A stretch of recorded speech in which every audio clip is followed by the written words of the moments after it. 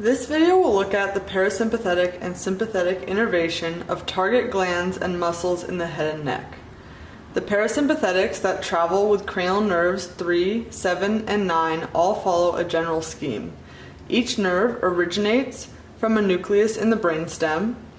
Then the preganglionic neurons travel with the cranial nerve to a ganglion, at which point they will synapse with postganglionic neurons that travel with a branch of cranial nerve 5, the trigeminal nerve, to glands or smooth muscles. Starting with cranial nerve 3, oculomotor. The nucleus is found in the midbrain and is called the Edinger-Westphal nucleus.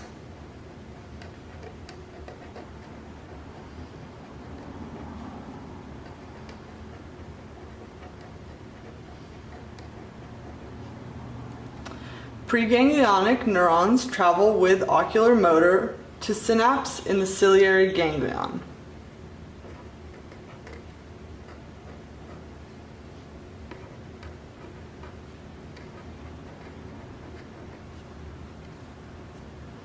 Postganglionic neurons then travel with the short ciliary nerve, which is a branching of the ophthalmic division of cranial nerve 5, trigeminal. These neurons will reach two targets in the eye: pupillary constrictors in the iris and the ciliary body that is responsible for adjusting the lens.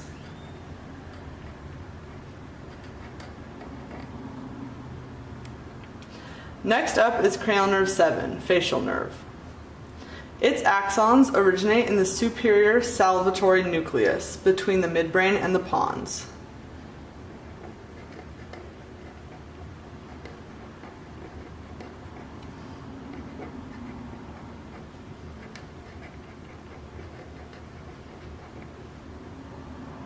Preganglionic neurons travel with the facial nerve, cranial nerve 7, to two different ganglions, and ultimately they'll have two different fates. The pterygopalatine ganglion receives the first.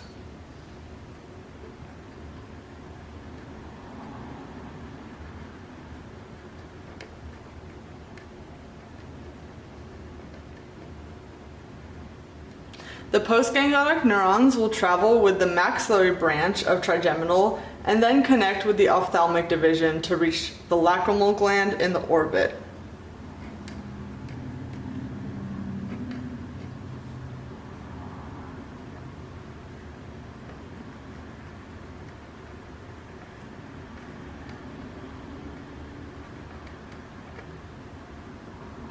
The second preganglionic neurons synapse at the submandibular ganglion.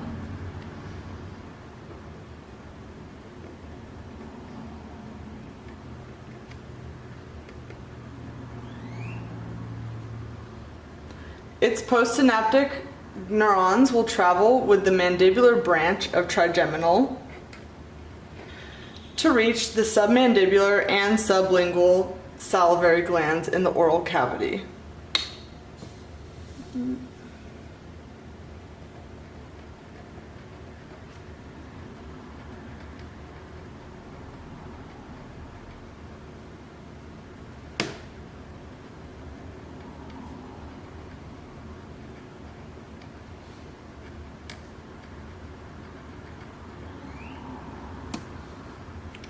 Lastly, we'll look at cranial nerve 9, glossopharyngeal. Its axons come from the inferior salivatory nucleus.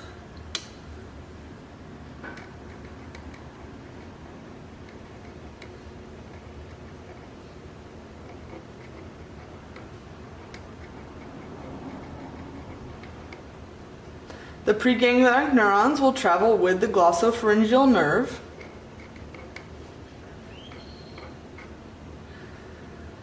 and then they're going to synapse in the otic ganglion.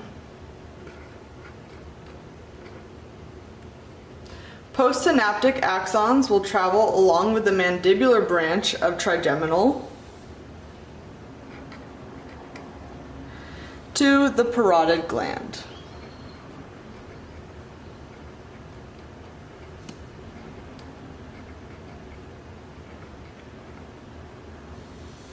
Now let's take a more in-depth look at each nerve's pathway.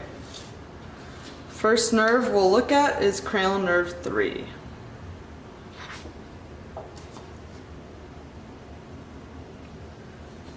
So cranial nerve 3 is going to originate from the Edinger-Westphal nucleus in the midbrain.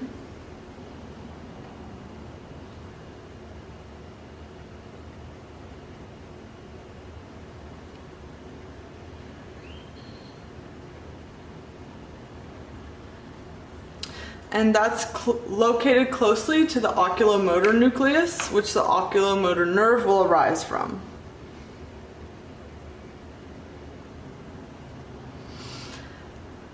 These nerves are going to travel together out of the brainstem.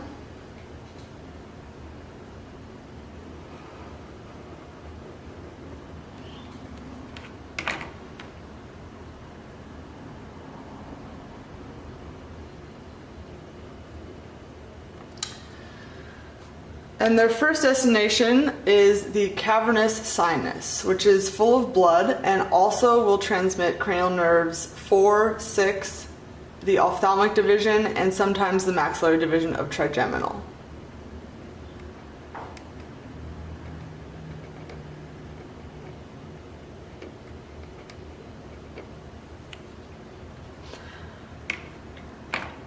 Axons will continue to travel together through the superior orbital fissure of the sphenoid bone, where they exit the skull and enter the orbit.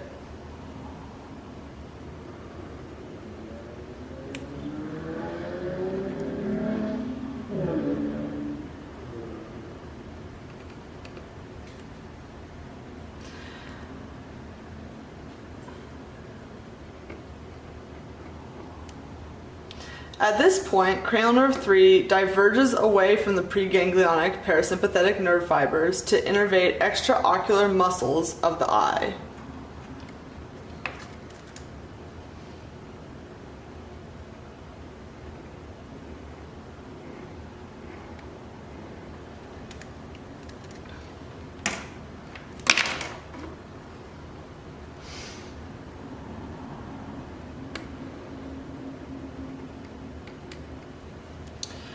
Cranial nerve 3 innervates all extraocular muscles of the eye with the exception of the lateral rectus, which is innervated by cranial nerve 6 abducens, and the superior oblique, which is innervated by cranial nerve 4, the trochlear nerve.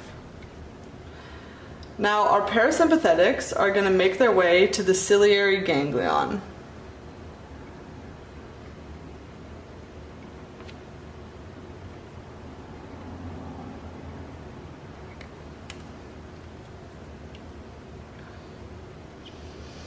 And at this point, they will synapse. The post-ganglionic parasympathetics are then going to jump on branches of the ophthalmic division of trigeminal nerve, called the long and short ciliary nerves.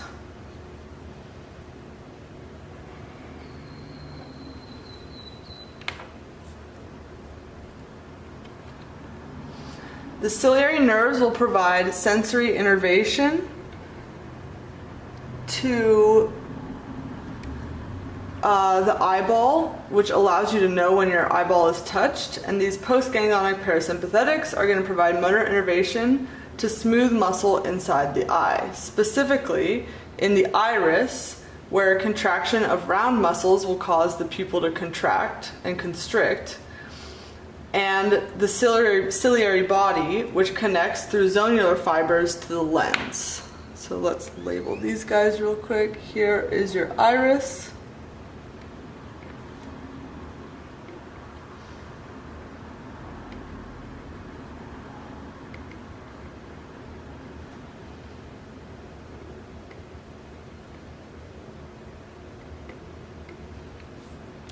When muscles in the ciliary body contract, they're going to change the roundness of the lens, which will allow images that are closer to be focused on the retina. All right, let's move on to cranial nerve 7. Our facial nerve.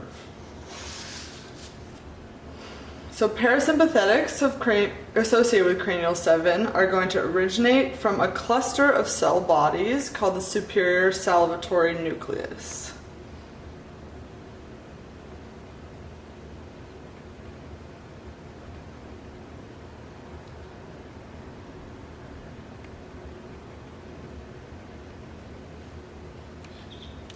They are closely associated with the facial motor nucleus.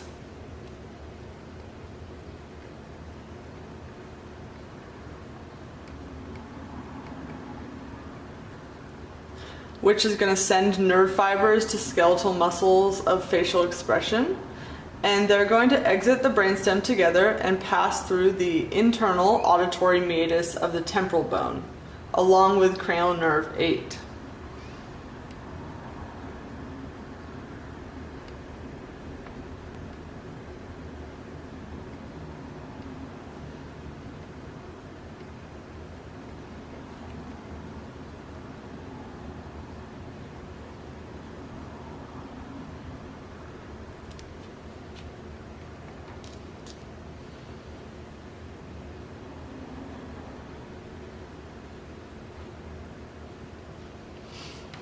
The next stop is the middle ear, which contains the auditory ossicles, or the malleus, incus, and stapes.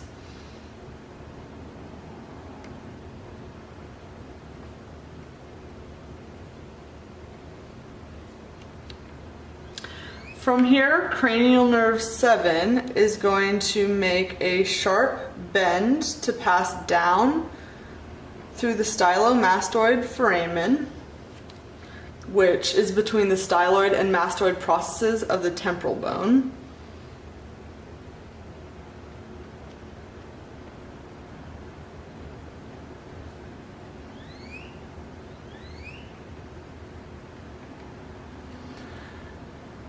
After exiting the skull, it will produce 5 branches.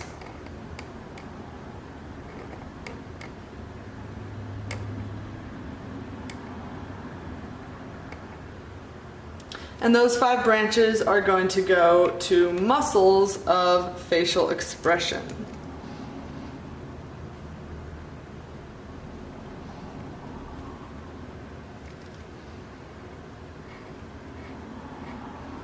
So all those muscles will receive motor innervation from cranial nerve 7, facial nerve.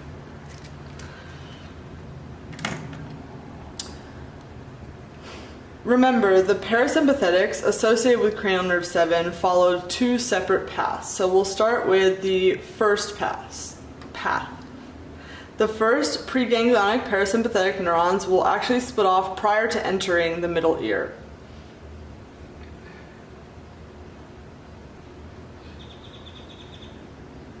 They're going to travel through the petrous part of the temporal bone. So in this region, it's referred to as the greater petrosal nerve.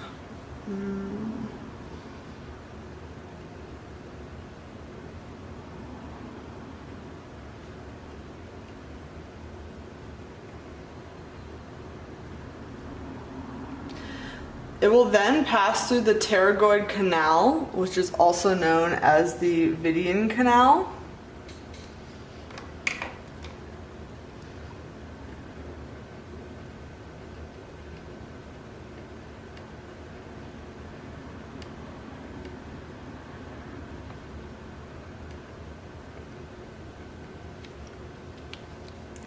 And it's going to end up right next to its ganglion, the pterygopalatine ganglion.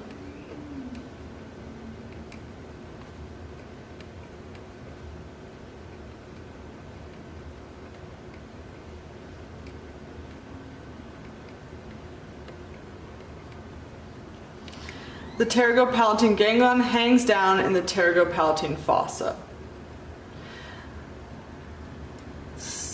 So it's going to come down and synapse, and after synapsing, these parasympathetic fibers need to get up to the orbit to reach the lacrimal gland. So how they're going to do this is they're going to first follow the maxillary division of the trigeminal nerve, which travels nearby to the pterygopalatine ganglion.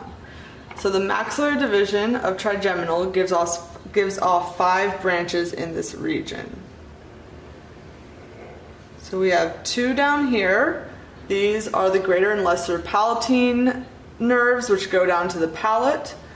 Another branch is the infraorbital, which comes out just beneath the eye. And two other nerves, the zygomaticofacial and zygomaticotemporal, will go to the skin of the lateral temple. So small parasympathetics will follow along all of these branches.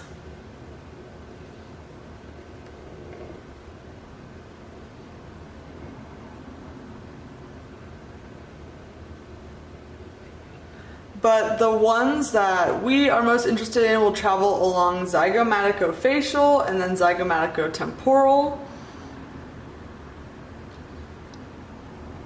to make their way towards the lacrimal gland. But because the zygomaticotemporal is going to the skin of the temple, it won't actually reach the lacrimal gland. So in order to get there, the postganglionic parasympathetics have to leave the zygomatic nerves of the maxillary division of trigeminal and jump onto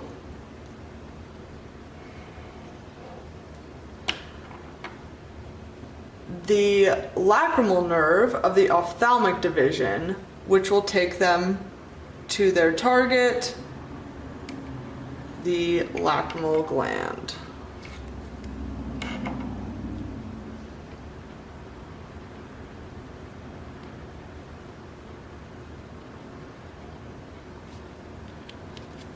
So that was our first path. Our second path, the other preganglionic parasympathetic fibers will continue into the middle ear. And in this region, they're referred to as the chorda tympani.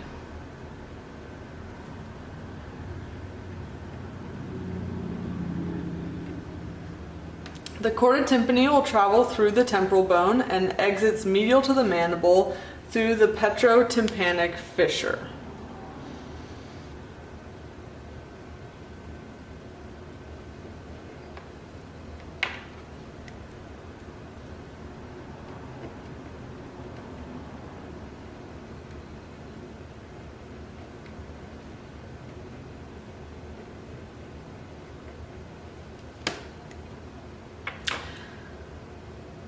Is going to travel downwards with the lingual nerve, which is a branch of the mandibular division of the trigeminal nerve.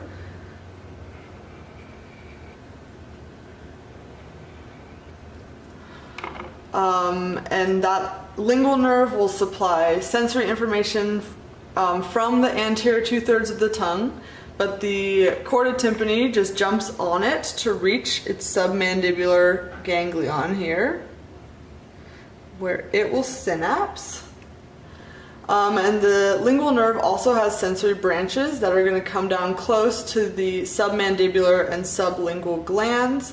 So those postganglionic parasympathetic nerves can just jump back on to those branches to reach their target salivary glands.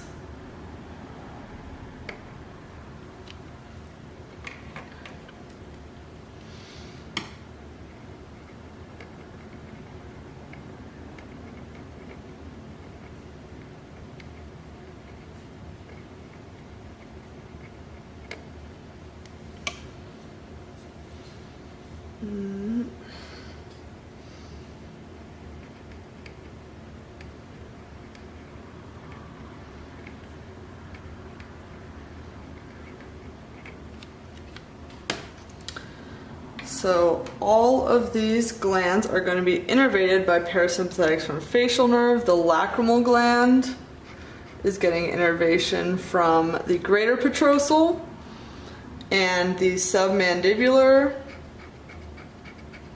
and sublingual glands are getting parasympathetic innervation from chorda tympani. All right. Let's move on to our last cranial nerve 9.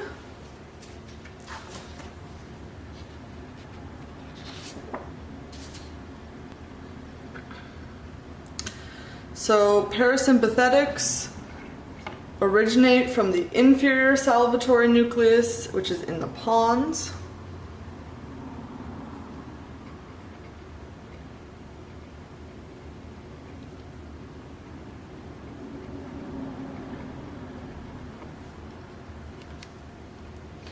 And nearby, the nucleus ambiguus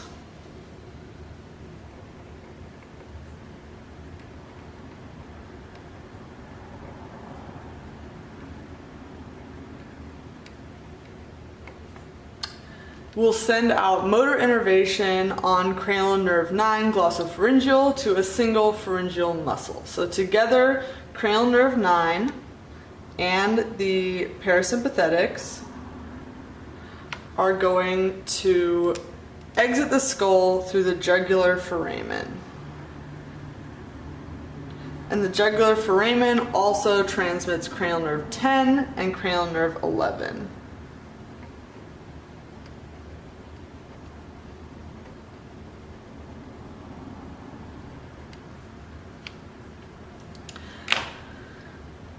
Motor axons from the glossopharyngeal nerve are going to go on to innervate one muscle, the stylopharyngeal muscle.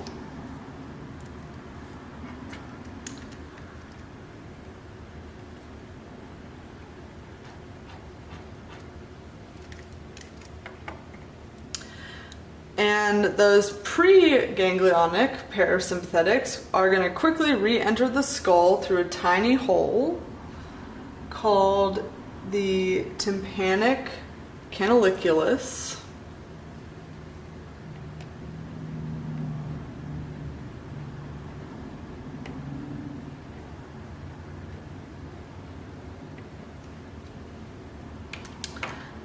And they will travel through the middle ear, and in this region, these neurons are known as the tympanic nerve.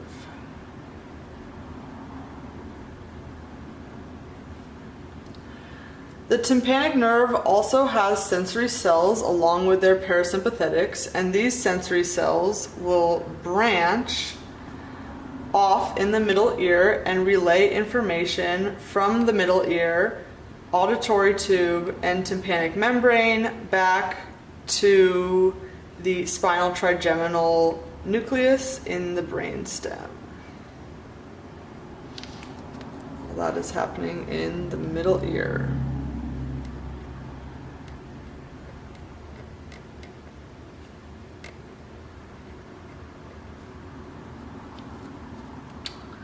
All right. Now, strict parasympathetic neurons are going to continue through the middle ear. And they are now known as the lesser petrosal nerve.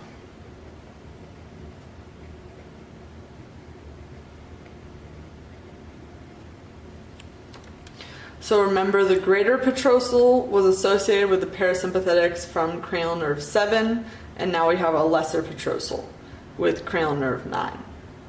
So to get to the otic ganglion here, they're going to synapse.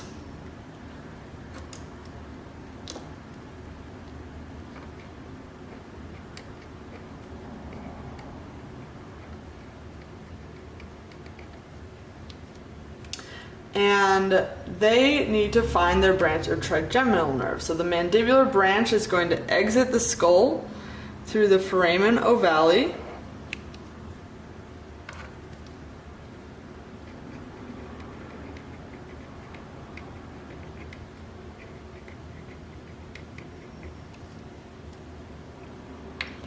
Where it will branch to provide motor innervation to muscles of mastication, sensory innervation to the tongue through the lingual nerve, and to the lower teeth through the inferior alveolar nerve.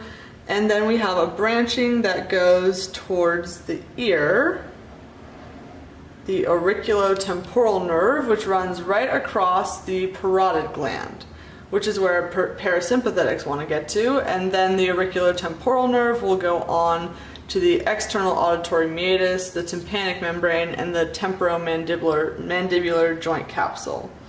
But our lesser petrosal nerve is going to travel towards V3 and its ganglion, the otic ganglion, which is situated right medial to V3, and after synapsing in the otic ganglion, the postganglionic parasympathetic neurons simply travel along with the auriculotemporal nerve to reach the parotid gland,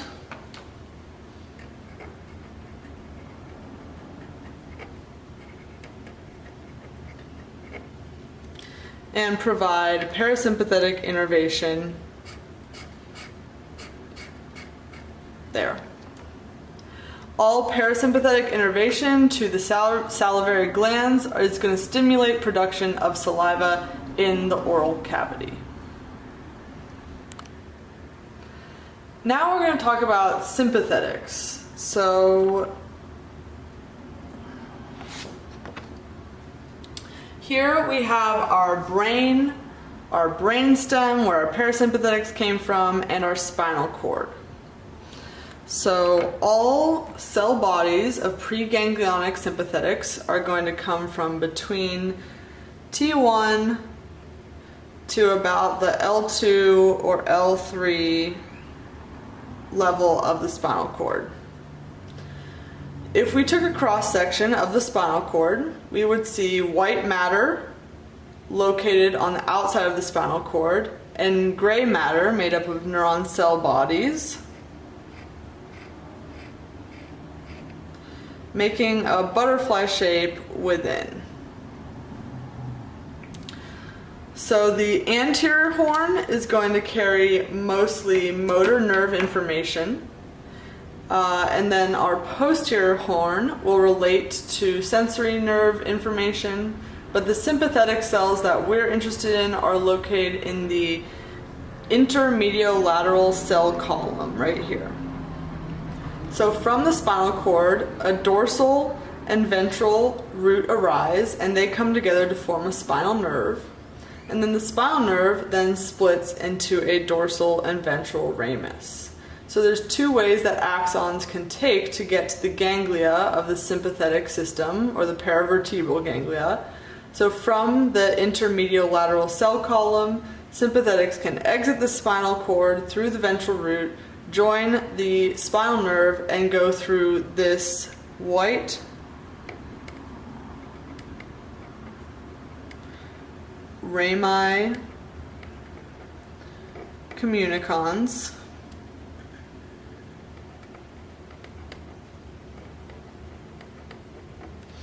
So let's draw in that much at least. So from our intermediolateral cell column right here, we will exit the spinal cord, join a spinal nerve, and then enter through that white rami communicans. So here it can either synapse, and then it will travel through the gray rami communicans, which is right here.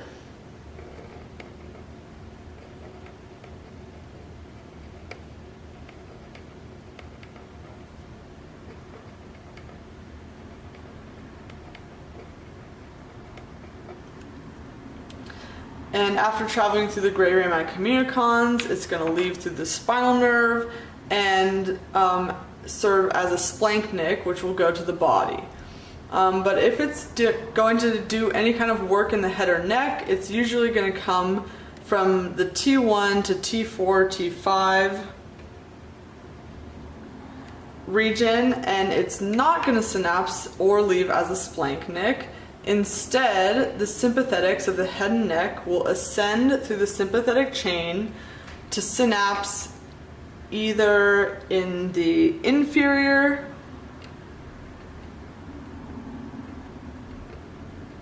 middle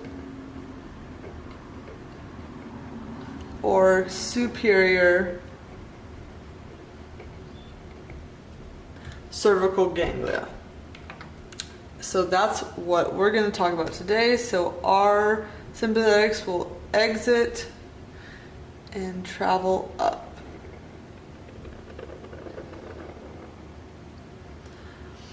So if they're synapsing in the inferior or middle ganglia, these nerves will exit through gray rami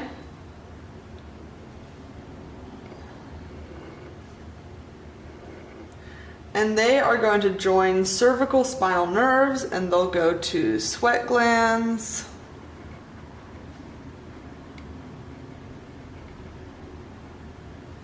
erector pili muscles,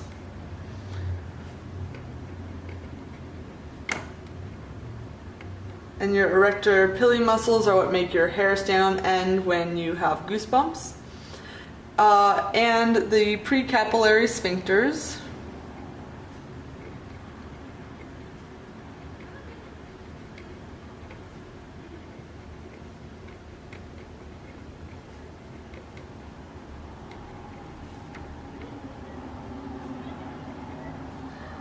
which control blood flow to the skin and muscles. When we reach the superior cervical ganglion at the end of the sympathetic chain, postganglionic sympathetics need to go do those same things but in the face. So they're going to do this by jumping on major arteries that run alongside the sympathetic chain, the largest being the common carotid artery,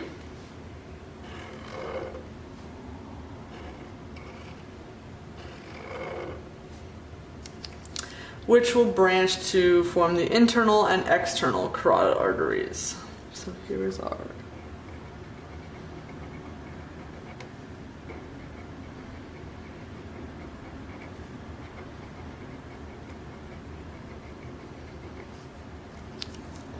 So the nerves are going to travel within the artery as a plexus, so like a bunch of branchings all at once.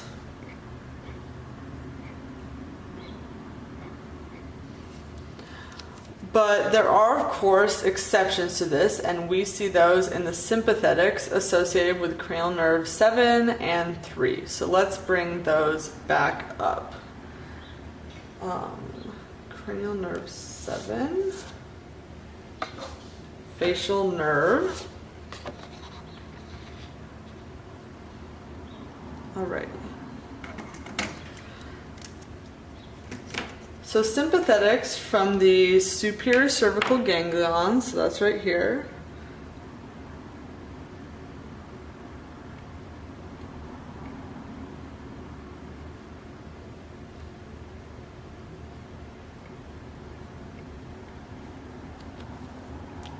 Are going to follow the internal carotid artery. And our internal carotid artery is going to ascend. Let's just draw this in here.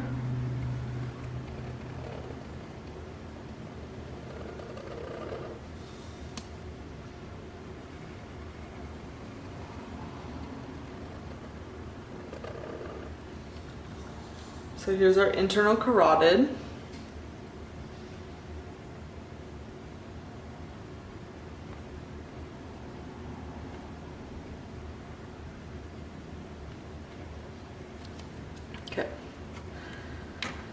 So on the way, it's going up towards the brain through the cavernous sinus, but it's going to let off a small branch that goes to the pterygoid canal.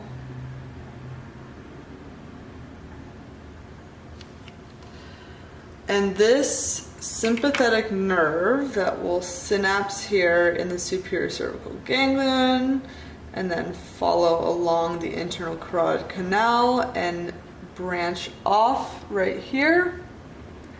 This is our deep petrosal nerve.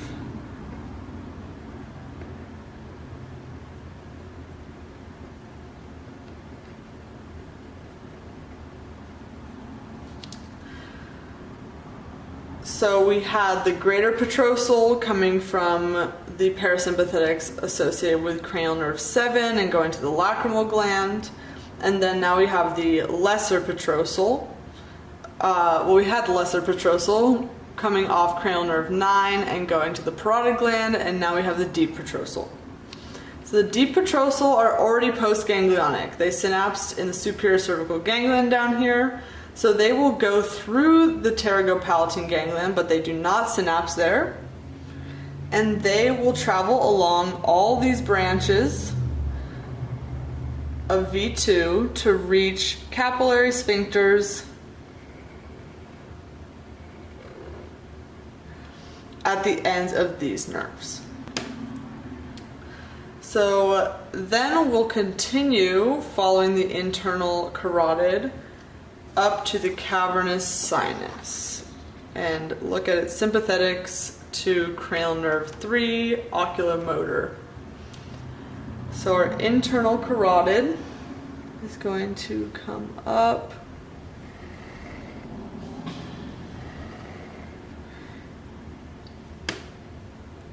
and it's going to make a little U-bend and go on to the brain in the cavernous sinus.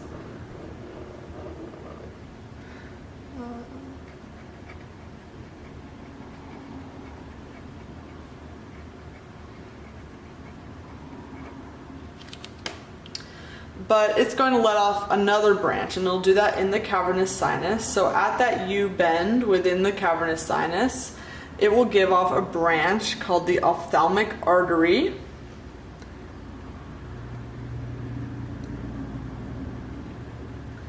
And the ophthalmic artery travels through the optic canal, not the superior orbital fissure. So it's traveling through the optic canal with cranial nerve 2, and it's making its way to the eye.